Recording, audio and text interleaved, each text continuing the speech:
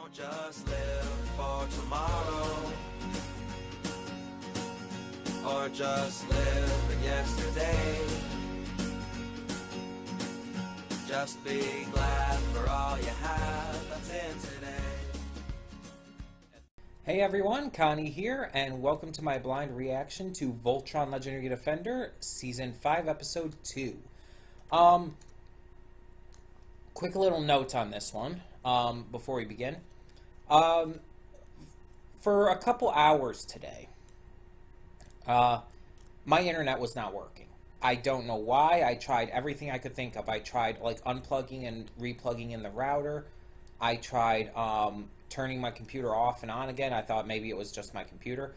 And during this entire time, while the internet wasn't working, the cable was. So I was watching Food Network Star, just to pass the time. It eventually came back on, luckily enough. But yeah, so those couple hours I can't get back. And the reason I'm bringing this up is because you are probably, I would say it's very likely at this point that you are seeing this reaction late on Thursday night, Eastern time, of course. It's likely that you're seeing it like sometime after 10 p.m. Eastern time, probably closer to 11 to midnight. And the reason for that is really simple. It's just I don't know if I was able to get to editing and uploading before I left for D&D at the bar today. Now, if you are seeing this before, like, let's say, I don't know, before 5 p.m. Eastern time, then that means I was able to get it up before going to D&D at the bar. And in which case, I mean, in either case, I mean, you guys are usually pretty cool about it. So you guys usually aren't as pushy about me sticking to times. So I do thank you for that. But yeah, I just wanted to bring that up real quick just to mention that, yeah, that was an issue going into this today. Because it's about 2:30 right now, and I'm just getting to Voltron. I already recorded Tonegawa, but I'm just getting to Voltron. And by the time I finish this, approximately it'll be about a little after 3. And so I actually should be able to get it up before I leave, before 5, because even with the editing and then uploading, even if it's still uploading by the time I leave, I can leave my computer on when I head out. So because I have to head out a little earlier than 5 to get there at 5. But either way, no matter what time you're seeing this, I hope you're as excited for this as I am. So yeah, episode 2, the first episode of this season. We continued off of last time. So last time, Lotor suggested at least a temporary alliance for them to work together to kind of take on Zarkon. Lotor even agreed to become a hostage, as we see in the first episode of this season, that he's agreed to be put into this cell by Voltron, by the Paladins and all, in order to prove himself to them. He's been giving them intel, and every single piece of intel he's given them has been valid. It's been legit. So it almost seems like he is telling the truth and he doesn't want to work with them. And I think he does. I think he is telling the truth about everything. I think he does want to work with them. But while he's telling the truth about what he's saying, he's leaving some information out. He's telling the truth. He's just not telling the entire truth.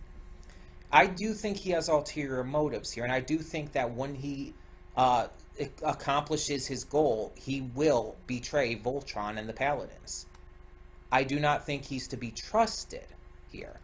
So I understand and agree with Alora, especially, still being against him. But also in this, in the first episode, we had Pidge and Matt start the search for their father. We already had a bit of time dedicated in the past seasons, past 2 seasons, I believe specifically, dedicated to them searching for Matt, and they finally found him. And it was a great storyline, a great ongoing story for the show. And I'm not just saying that because I like Pidge, because she's my favorite character. No, it was a legitimately well done storyline, probably one of the better ones this show's done, outside of, the main ongoing fight against the Galra Empire. Um, it's certainly better than what they did with Shiro, or Keith for that matter. Either way. So now they're starting the search for Sam, who is Pidge and Matt's father. And apparently Zarkon has him. At the end of the episode, Zarkon sends basically a hostage message to the Paladins, showing that they have Sam Holt, Commander Sam Holt, and that they will trade him back to the Paladins for Lotor. And here's the thing, I don't trust them, of course. You can't trust Zarkon here. He'll probably he'll backstab them the instant Lotor's in his sights. He doesn't have any reason to keep his promise here. And I think the Paladins will realize that, especially Shiro. I definitely think Shiro will understand that there's no reason for Zarkon to, keep the deal, basically. But we'll see on that.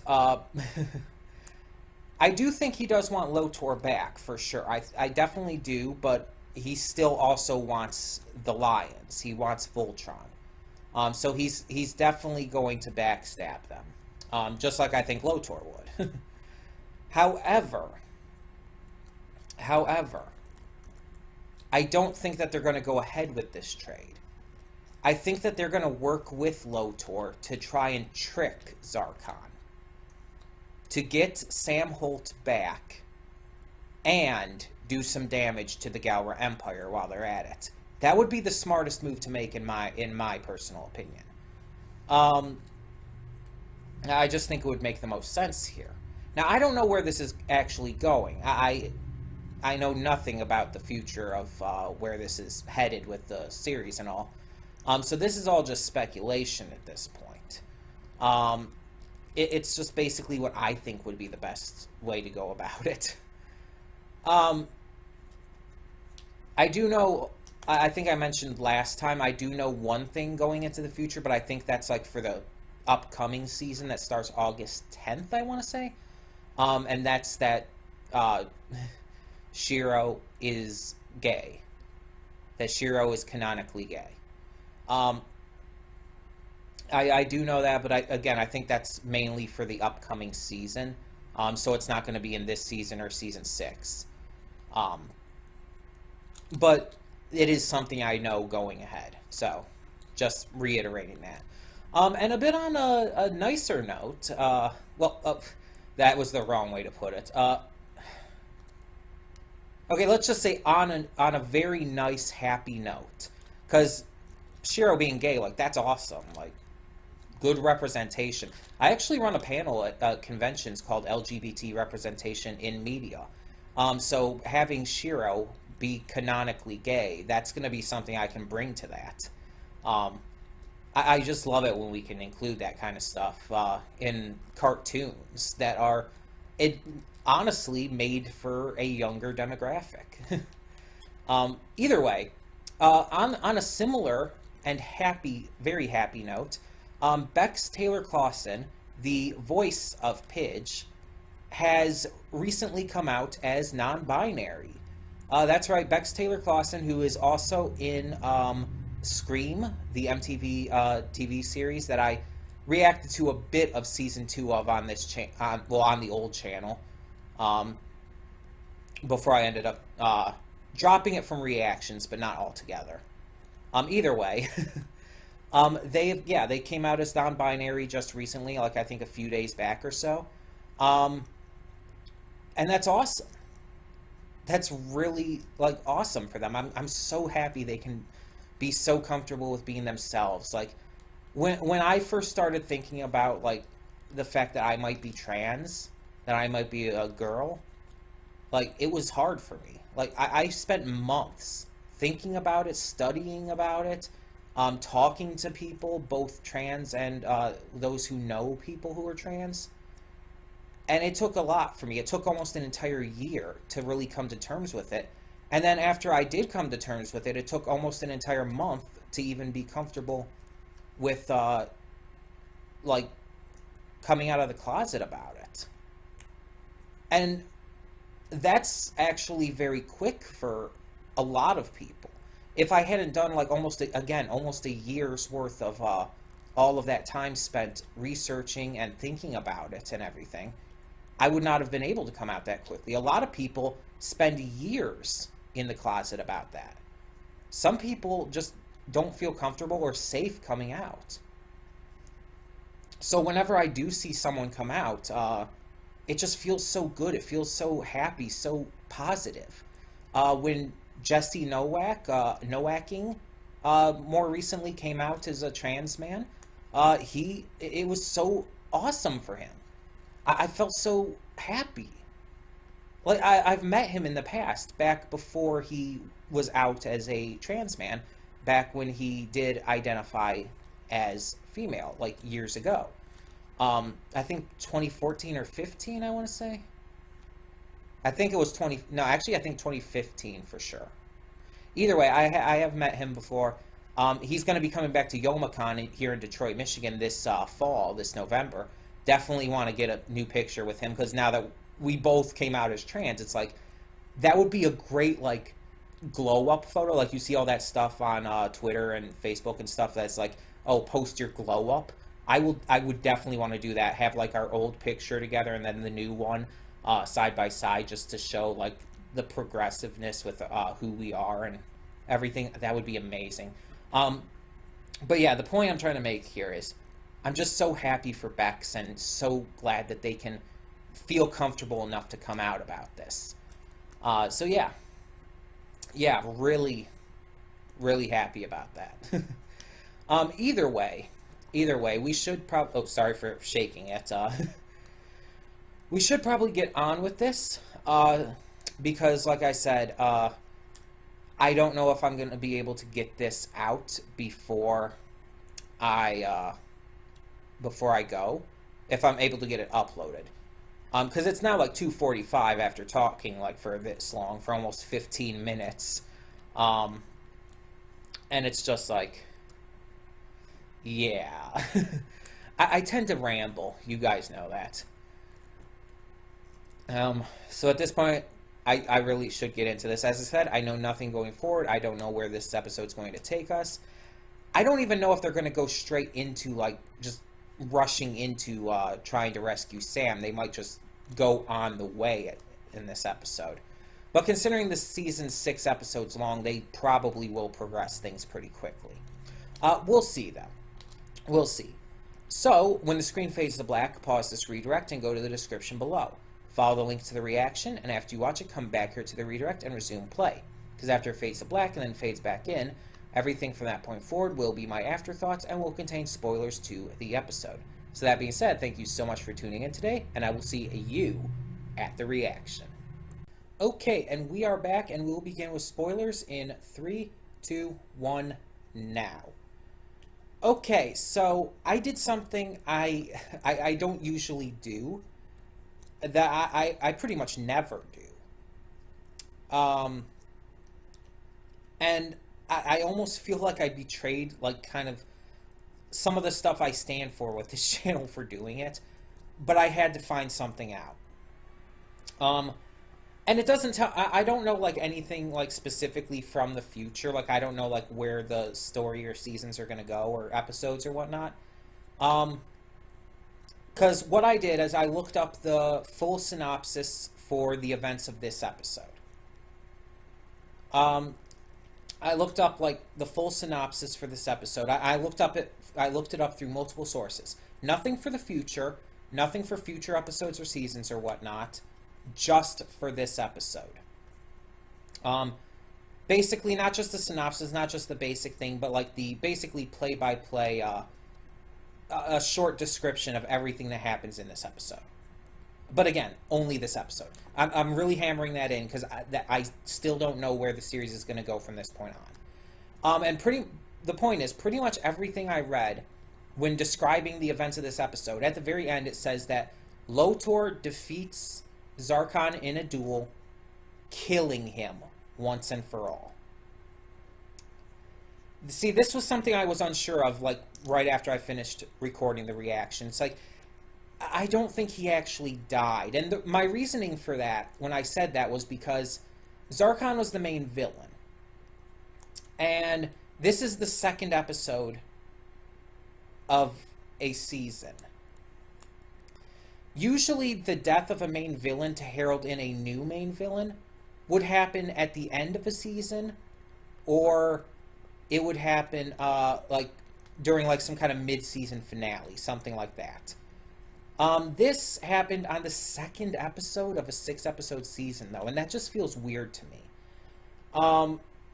That's why I was saying I didn't think it was he actually died. Because it just felt weird. But I mean, even though I said that, like, showing Lotor in that like victorious pose afterwards and everything, it kind of told us that he just killed him, and everything kind of told us that Zarkon died. Zarkon was kind of on his last legs. He was already put into a coma before, and I think that suit was keeping him alive as well, so Zarkon is dead. Now, this means one of two things. Either Lotor is going to become the new emperor of the Gower Empire, or the Gower Empire is going to dissolve. And honestly, the second option is very unlikely. But the first option, that Lotor becomes the new emperor, also has two options within itself. So Lotor becomes the new emperor. So what's going to happen? Option 1, he continues his alliance with Voltron and starts changing the Gower Empire. But someone in the Empire doesn't like that and starts to lead a revolt and tries to take over the Empire, and actually has a good chance of doing so. That would be one option. The second one would be Lotor reveals that he was using Voltron and the Paladins the entire time, and that he just wanted to gain control of the Empire to have its resources and everything to be able to further his own devious plots. Which I think is honestly the more likely. Because I said before, I don't trust him. And I do think that he's been using them from the beginning. I don't think he had any real legitimate reason to side with them. Kind of the only reason he saved any of them was to further the ruse and to help his chances of taking out his father. On another note, I kind of mentioned it during this, but I kind of talked about the entire backstory of everything we saw of Zarkon and the Witch Hagar before. And just knowing that, and it's just so depressing now with Zarkon having died and everything. He never got to, like, remember all of that. I don't think he remembered any of that. I think those memories were gone, like they were for Hagar for so long. Hagar's only recently started remembering that. And so he died as a villain without having those memories, without having any of that remorse, and without even knowing what he could have been. And that's really sad. And Lotor doesn't know either. Like, all he knows his father as being is as this tyrant, the emperor of the Gower Empire. All he knows his mother as being is the witch, as he called her in this episode.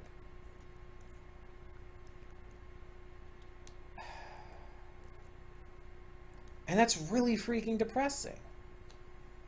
But this episode did have some really heartwarming stuff too. Pidge and Matt finally rescued and got reunited with their father, Commander Sam Holt. And So everything is good on that sector. They're after defeating Lotor's former generals. Um, they ended up that big reunion and hug and everything that was so emotional and beautiful, and I loved it.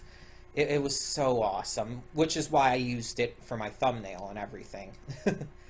um, which you'll have seen by now, um, of course.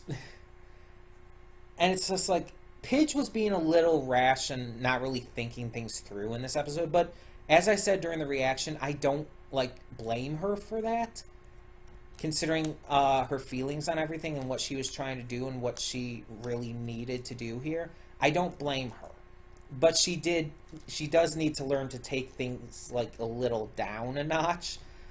She did the same thing when it came to Matt, to finding and rescuing Matt. And that seems to be one of her biggest weaknesses. And yes, I admit that my favorite character in the show has weaknesses, because a good character should have weaknesses. That's one of Pidge's biggest ones, though.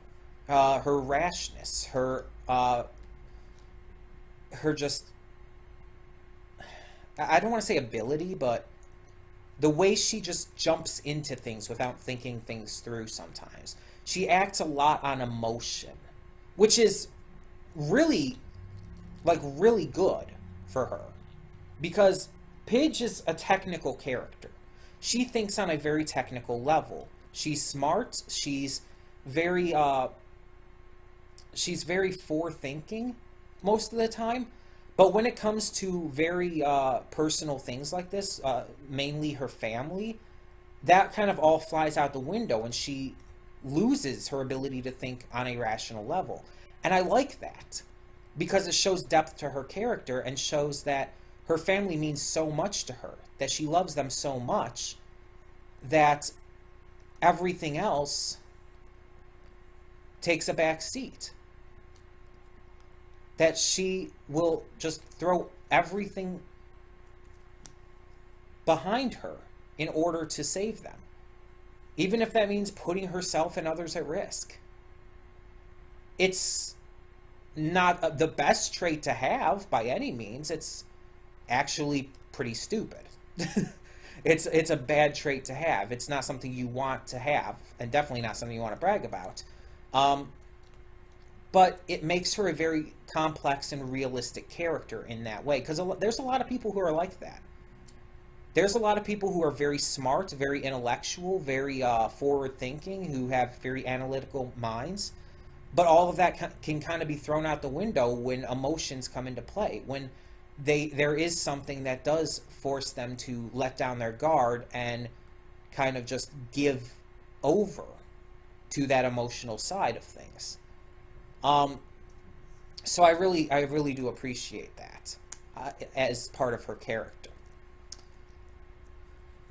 But yeah, with this episode, there was a lot of great action, a lot of great moments. I knew that Zarkon was going to try to betray them.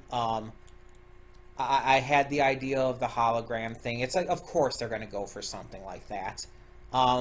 But I also kind of figured when they were giving up Lotor, I knew they were going to have some kind of plan, and that Lotor was going to be involved in it, and that he was probably going to break out of those handcuffs, which probably weren't secured in the first place.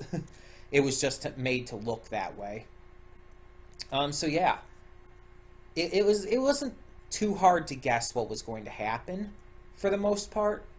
The only really big surprise was the ending, the fact that Zarkon did apparently die. And again, I'm kind of ashamed that I looked that up in a way, but if that's actually, I mean, that was part of every single, at least that I looked at, every single recap synopsis of this episode's events, meaning that it was supposed to be made very clear that, yeah, he died. And looking back at it again, like looking back at the things, especially Lotor's victory pose at the end, it made it very clear he died, that Zarkon died. So it's not like it wasn't told to us. It's kind of like Korrasami at the end of The Legend of Korra. it wasn't super explicitly stated right there. Like, Korra and Asami didn't kiss or anything or whatnot at the end. They just held hands and walked into the portal together. It was subtle. And it was kind of the same way here. Like, Lotor didn't say Zarkon is dead. Or anything like that. None of the Paladins said that. But it kind of told us that. Without having to say it. It was subtle. And I can appreciate that. I can admittedly appreciate that. But yeah. Yeah. This was another great episode. And I can't wait to see where this goes next. I do still think that having him die in the second episode of a season is a big mistake. But it kind of goes into the entire issue they have with the season counts and everything with this show. Like the first 2 seasons were normal, and then seasons 3, 4, and 5 now, and I think 6 as well, have all been like half length. And it just feels like they're all supposed to be connected together. Like seasons 3 and 4 were supposed to be one season, like seasons 5 and I guess 6 maybe are supposed to be one season. And they were just kind of split apart. Because here's the thing. If seasons 5 and 6 were one season, like 12, 13 episodes long in total, then Zarkon dying in the second episode wouldn't be as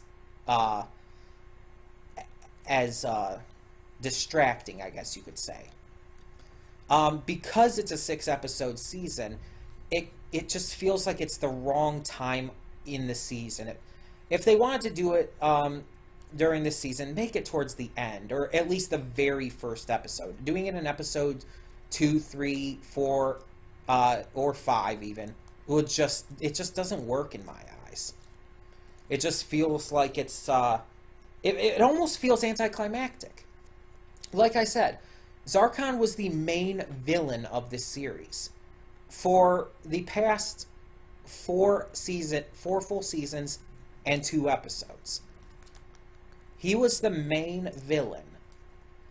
And yes, the fight against Lotor was very much coming, and it was very epic.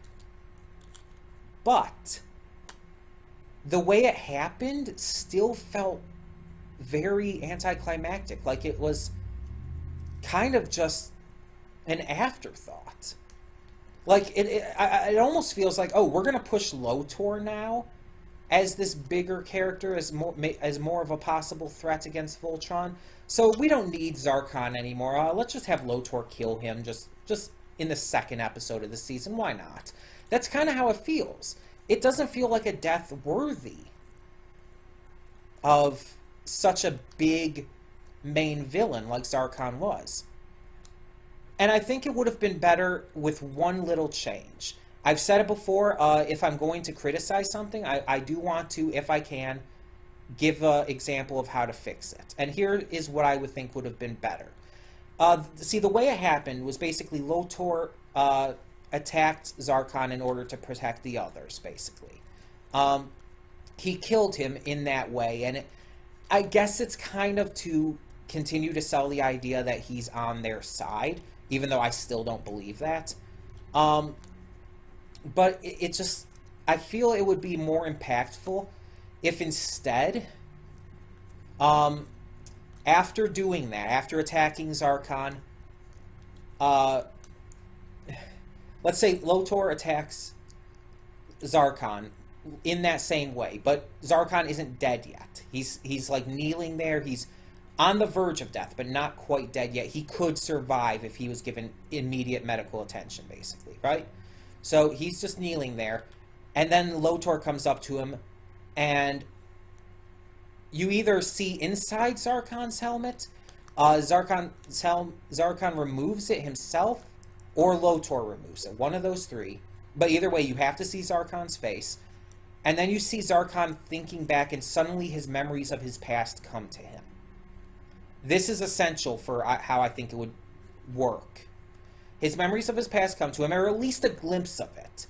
At least a glimpse of his memories that make him, like, have some kind of regret, some kind of emotional end here. He starts thinking about it and starts maybe just remembers who Hagar truly is. And then you see Lotor walk up. It shows you like looking up at Lotor kind of from Zarkon's perspective. And then you see Lotor like pull up his weapon and slam it down into him. That would be honestly an excellent way to kill off Zarkon. It would be very climactic. It would give this great feeling of finality to it, instead of almost a kind of uncertainty at whether or not he died. It would establish Lotor as being ruthless, as well as getting the job done. Plus, it would still keep, as I said, you would keep still the idea that he saved the Paladins. So it would still keep that idea that he's on their side as well. And on top of that, it would give Zarkon a truly worthy ending for being the main villain up to this point. It would feel like it was an ending that was worked towards, an ending that made sense for the character. Something that just was big and memorable. This was a really, really weak defeat for him. Like, yes, it was a great battle, and he did amazingly and showed some really great power. He had Lotor on his toes more than once.